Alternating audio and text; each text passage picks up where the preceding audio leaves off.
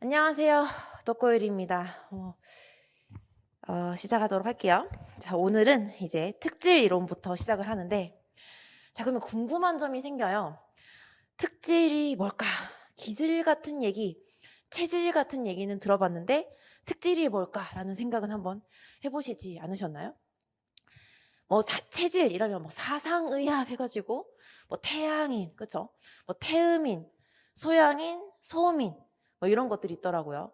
제 머리 크기를 한 번씩 보면서 나는 태양인이 아닌가, 태양인이 약간 머리가 큰 걸로 알고 있는데, 그런 게 이제 어떻게 보면 체질 이런 게 되겠습니다. 돼지고기가 나한테 몸에 맞다느니, 소고기가 나한테 몸에 맞다니, 이런 게 되겠죠? 자, 그러면 우리가 오늘 특질을 이해하기 위해서 성격, 그다음 기질, 특질 이런 것들을 한번 살펴볼게요.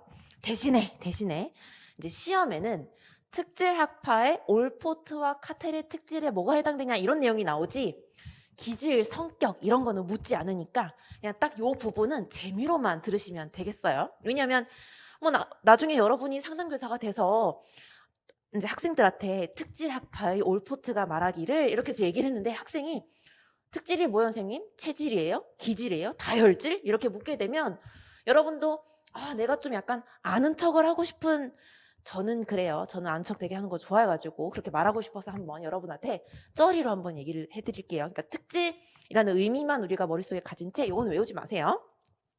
자, 보시면 성격이라는 게 있죠. 성격은 선천적인 영향을 받고 환경에 적응하면서 비교적 일관성 있게 나타나는 개인의 독특한 행동 및 사고 양식이라고 되어 있어요. 자, 그럼 인격이란 말은 personality라는 단어가 되겠고요. personality 치면 인격, 인성 둘 다 됩니다. 가치 개념을 내포하고 있지 않은 단어가 되겠죠. 자, 그럼 캐릭터라는 단어도 나와요. 우리 캐릭터라는 단어는 어디서 봤죠? 이제 영화 배우가 어디 토크쇼에 나와서 제가 이번에 맡은 캐릭터가 되게 독특한 캐릭터예요 하면서 얘기를 하죠. 자, 영화나 드라마에는 캐릭터라는 단어를 쓰는데요. 어떠한 사람들이 있죠? 자, 영화에서 배우들이 이렇게 얘기합니다. 이번에 되게 악역을 맡았거든요. 이번에 굉장히 악역 반대가 뭐 있나요? 좋은 역을 맡아서 되게 선한 역을 맡아서 저는 원래 악인인데 선한 역을 맡아서 연기하는데 힘들었습니다. 이런 말은 없겠지만 저는 보통 사람인데 사이코패스 역을 맡아서 메소드 연기를 하느라 한 달 동안 제가 약간 눈에 살기가 남아 있었습니다. 이런 얘기를 하죠. 자, 캐릭터라는 거는 어떤 걸 가지고 있죠? 아까 성격에는 가치를 내포하고 있지 않은 단어인데 캐릭터는 반대가 됩니다. 이 XX 못됐네 이 역할. 우리 보통 막 분노하면서 본 드라마 악역이 주인공을 엄청 괴롭히죠. 나쁘다, 좋다라는 가치 개념을 내포하고 있습니다. 자, 이제 기질이란 단어가 나와요. 우리가 특질, 기질, 체질 이것들이 좀 짜증이 납니다. 구분이 안 돼서. 체질은 진짜 내 몸에 흐르는 그런 뭔가 내가 무언가를 먹으면 설사를 하고 그렇죠? 무언가 먹으면 되게 소화가 잘 된다. 진짜 사상의학 그런 걸로 생각하시면 되겠고. 체질은 영어가 템퍼러먼트가 되겠고요. 자, 이거는 자극에 대한 감정적인 반응이 약한가 혹은 빠른가 이런 것들이 되겠습니다. 그래서 기질은 유전에 훨씬 더 많이 구조를 두고 있고요. 어떻게 보면 체질적인 기초와 관련된 용어가 되겠습니다. 그래서 기질은 선천성을 띤 체질에 바탕을 둔 정서적 반응의 양식으로서 비교적 불변하는 것이기 때문에 성격의 심층적이고 기초적인 부위를 차지하는 것으로 볼 수 있죠. 그래서 기질이 그 사람의 유전적 토대, 즉 타고난 특성인 것과 달리 성격 특질은 유전적 특성과 그 사람이 살아온 환경이 상호작용해서 그 사람의 특징으로 드러난 것이라는 점에서 두 용어의 차이가 있습니다. 자, 그러면 제가 밑에 예시, 이거는 제가 적은 의견이거든요. 위에까지는 이제 책에 나와 있는 내용이고요. 자, 기질은 어떻게 보면 갑각류, 알러지, 어떻게 불변하는 거, 체질적인 거가 되겠고요.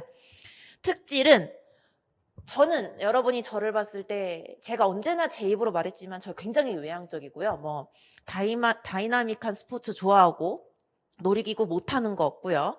그렇습니다. 그런데 만약에 제가 또 차가 있다면 미친 듯이 속도를 내는 사람이라고 칩시다. 물론 이제 전 벌금 때문에 미친 듯이 속력을 못 내지만 만약에 레이싱하는 공간에 가서 속도 제한 없다. 그러면 저는 밟아보고 싶은 사람인데 제가 어떻게 속도를 내다가 고속도로에서 교통사고가 크게 났다고 생각합시다. 과거에. 그래서 제가 막 식물인간 상태로 한 2달 반쯤 병원에 누워 있었어요. 자, 그 뒤에 차를 신나게 몰 수 있을까요? 아, 그럼 진짜 그건 강철 멘탈인데 사람인상 2달 반 식물인간으로 누워 있었으면 여러분들이 배울 거 5, 6월 달에 배울 거 뭐 있죠? PTSD, 그쵸? 외상 후 스트레스 장애가 옵니다. 그렇게 되면 빠른 게 싫죠. 자, 그건 뭐죠? 특질이 되겠습니다.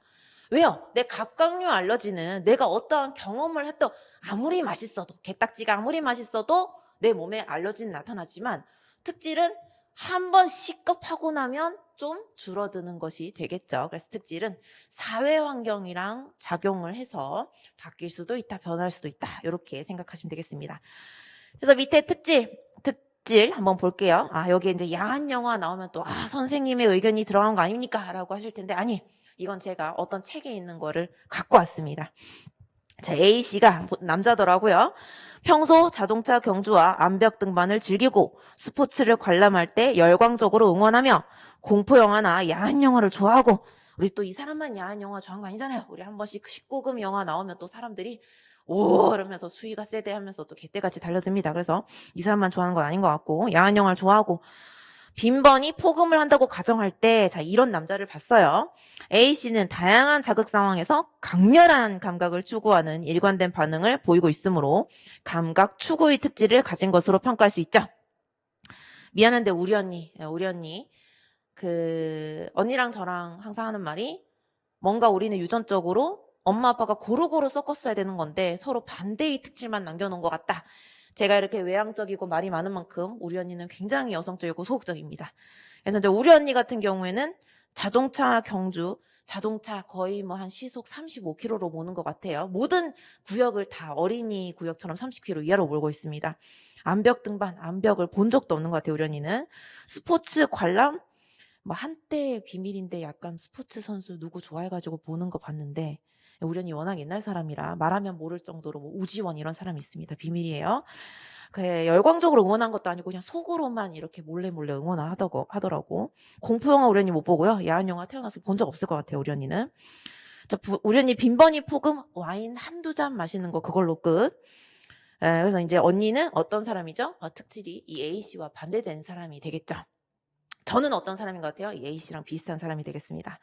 자, 그럼 이제 특질 설명 대충 드렸고요. 자, 그럼 이제 특질이랑 감이 왔죠? 뭔가 타고난 체질적인 건 있는데 환경과의 상호작용으로 좀 변화될 수도 있지만 그래도 어떤 거? 안정성이 되겠습니다. 제가 뭐 갑자기 다음 주에 수업할 때 선생님들 저 쳐다보지 마세요. 너무 부끄러워. 저 선생님도 못 볼 것 같으니까 뒤돌아보고 얘기할게요.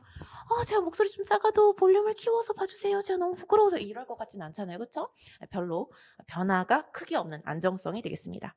자, 올포트. 가끔 제가 너무 딴 얘기 한다는 얘기를 들은 적은 있는데 그래도 오늘도 딴 얘기를 꿋꿋이 하겠습니다. 자, 올포트 얘기 한번 가도록 할게요. 자, 올포트가 특질 학파죠. 그런데 이 사람은 이 특질을 말하기 위해서 우리가 생각하는 그나마 좀 과학적인 방법으로 연구를 했습니다.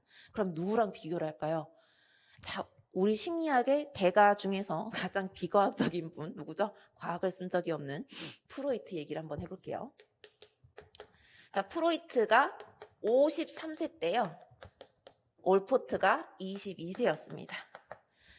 그래서 올포트와 프로이트가 만나는 날이 있었어요. 물론 이제 올포트가 심리학자니까 프로이트 대선배를 만나기 위해서 뭐 약속을 잡고 만났겠죠. 그래서 이제 만나는 날 올포트가 이제 전차를 타고 갑니다. 프로이트를 만나러. 그런데 그 전차 안에서 되게 이렇게 꼬질꼬질하게 옷을 입은 아이가 소년이 한 10세 정도 되는 소년이 이제 막 버스에 앉았는데 뭐 안절부절 못하게 막 일어났다가 앉았다가 막 의자 또 닦았다가 다시 앉았다가 이렇게 하는 거예요. 근데 이제 어머니랑 같이 탔어요. 10살이니까. 그래서 올포트가 이제 그 아이를 보고 쟤는 왜 저렇게 행동을 할까? 그죠? 그냥 우리 보통 지하철이나 버스 타면 그냥 우리는 현대인이니까 이제 뭐 올포트 때는 스마트폰 없으니까 우리는 스마트폰 이렇게 보고 오는데 물론 그 아이 때 스마트폰이 있었으면 또 그걸 봤을지 모르겠지만 어쨌든 막 앉았다 일어섰다 난리가 나는 거예요. 막 창밖을 봤다가 막 바닥을 봤다가 하는 겁니다. 그래서 이제 올포트가 뭐 둘이 이제 남자끼리 원래 만나면 되게 어색함이 흐르죠. 원래 남자끼리 처음 만나면 되게 이렇게 시커멓고 그렇다고 하더라고요. 그래서 이제 올포트가 좀 이제 아이스 브레이킹을 해보고자 제가 오면서 어떤 소년 아이, 한 10살 된 소년 아이와 함께 버스를 타고 왔는데, 물론 버스 아니고 전차겠지만, 그 아이가 굉장히 안절부절해서 보는 제가 힘들었습니다.